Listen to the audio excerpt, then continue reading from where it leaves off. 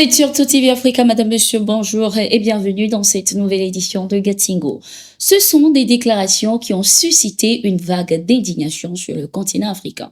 Le journaliste Vincent Hervouet, lors de son analyse sur la situation politique au Sénégal, notamment l'élection présidentielle, a fait des déclarations injurieuses à l'égard du président sénégalais Bassirou Diomaye Faye et du premier ministre Ousmane Sonko, les qualifiant de tolards et méprisant leur programme politique.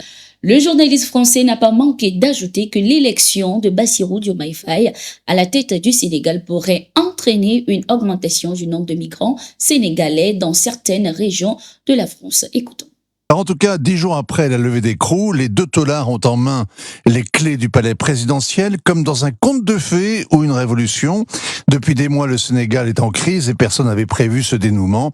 Surtout pas Macky Sall, qui a amnistié les deux hommes sous la pression de la rue, alors qu'il était prêt à tout, en tout cas à beaucoup, pour leur barrer la route. Mais pourquoi et quel est le programme de ces deux hommes ? Alors le parti, c'est le PASTEF, écoutez bien, le Parti des patriotes africains au Sénégal pour le travail, l'éthique et la fraternité, c'est beau et c'est flou.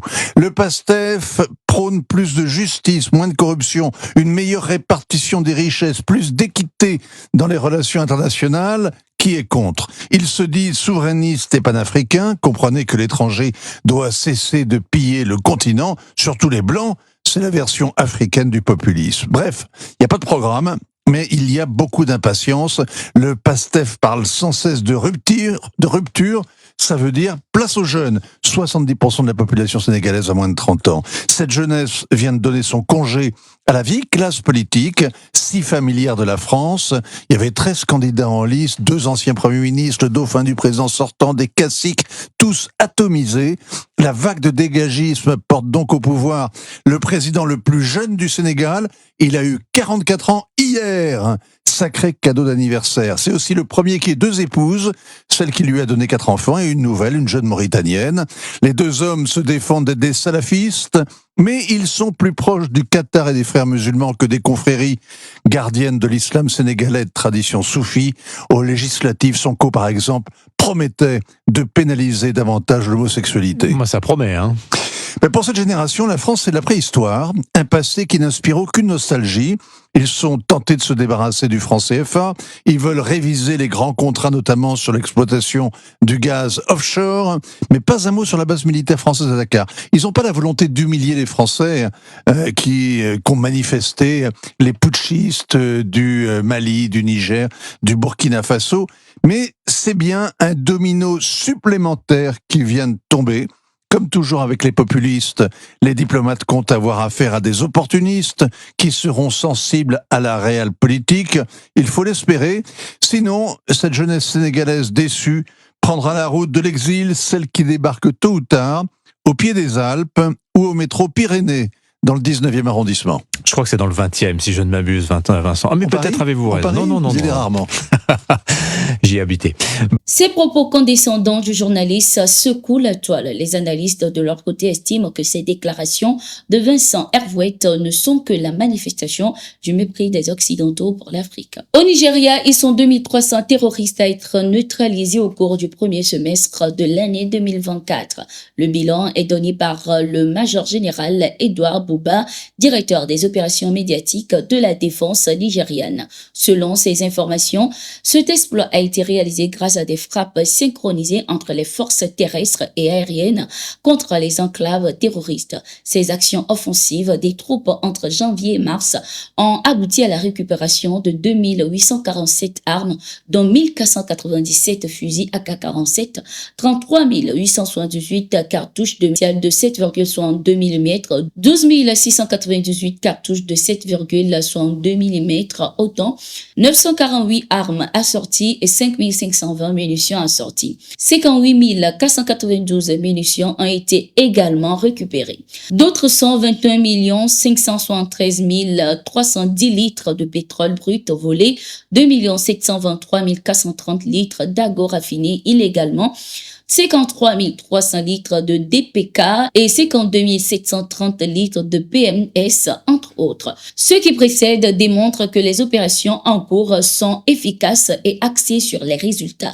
En conséquence, l'armée place la barre plus haut dans la poursuite de la guerre et les citoyens continueront d'être témoins de l'efficacité, de l'efficience croissante des forces armées, a laissé entendre le major général Edward. Dans une note circulaire adressée aux responsables de service ce 2 avril 2024, le général de division El Hadj Gamou, gouverneur de la région de Kidal au Mali, a dénoncé les absences de longue durée et injustifiées des directeurs de service dans la région de Kidal. À cet effet, les directeurs régionaux et leurs agents ont jusqu'au 17 avril 2024 pour regagner leur poste. Des absences de longue durée et injustifiées de certains directeurs régionaux à leur poste ont été constatées. Je vous demande de rallier vos postes par tous les moyens au plus tard le 17 avril 2024, délai de rigueur, pouvait-on lire dans la note.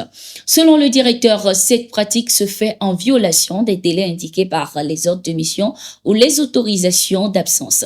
Aussi, il demande à ses directeurs régionaux de prendre des dispositions pour que les agents relevant de leur structure puissent également regagner leur poste. Cet appel du gouverneur de Kidal aux fonctionnaires absents à leur poste vient à point nommé. Dans la cité de l'Adra des Ifoga, des habitants disent souffrir de l'absence des agents de l'État qui provoque l'arrêt des services. Tu vas trouver une structure où pratiquement il n'y a pas d'agent, il n'y a pas d'employé, donc c'est le directeur seulement qui est là, qui est présent. En cas d'absence de ce dernier, il n'y a pas quelqu'un d'autre pour le substituer, déplore un résident de Kidal. Notons que d'autres villes du Nord sont aussi touchées par l'absence de certains services publics. À Ménaka, des services de l'éducation sont affectés par l'absence de leur directeur, une situation qui a de lourdes conséquences sur la région, a souligné un habitant. Après le Niger et le Burkina Faso, la délégation tchadienne conduite par Mahamat Assouyouti Abakar, ministre de l'économie, du plan et de la coopération internationale, était au Mali pour rencontrer le colonel Assimi Goïta, président de transition, ce 4 avril 2024. Cette visite a pour but de renforcer les liens historiques et fraternels entre le Mali et le Tchad. L'objectif était également la transmission d'un message personnel du général Mahamat Idriss Déby, président de transition de la République du Tchad, à son homologue malien, et le soutien du Mali à la candidature du Tchad à la direction générale de l'Agence pour la sécurité et la navigation aérienne en Afrique, ASECNA.